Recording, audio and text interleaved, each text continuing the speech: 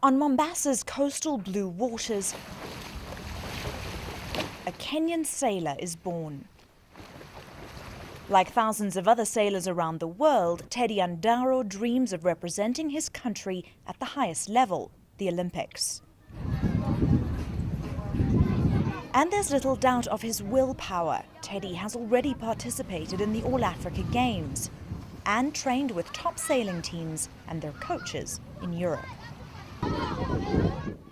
He's been practicing on this boat called a laser on these warm waters for 13 years.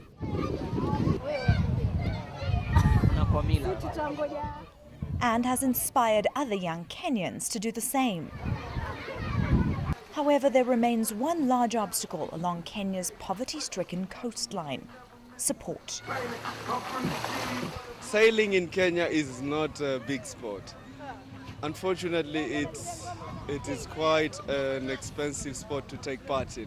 So, meaning that less and less, or very few local Kenyans can take part in the sport. The problem with the sport, why it's so expensive is that the equipment itself has to be imported from abroad, and with those costs plus shipping costs plus taxes and duty from the government and port charges when it comes to the port, then the equipment becomes very, very, very expensive to acquire.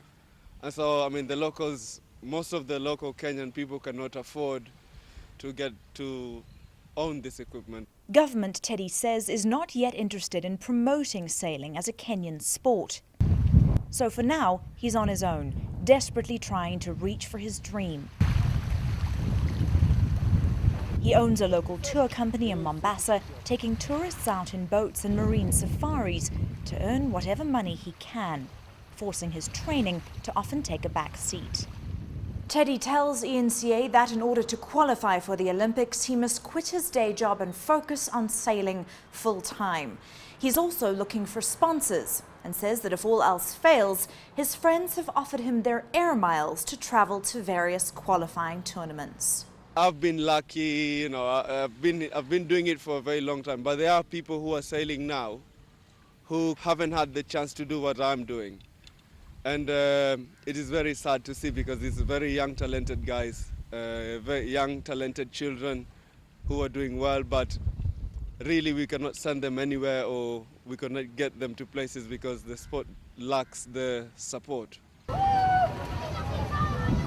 Teddy hopes that through local support and the press, he can prove to authorities that with its perfect weather conditions, Mombasa could be a sailing hub. But for now, he takes pleasure in entertaining youngsters, hoping one day they will also take to the waters. Robin Creel, Nairobi.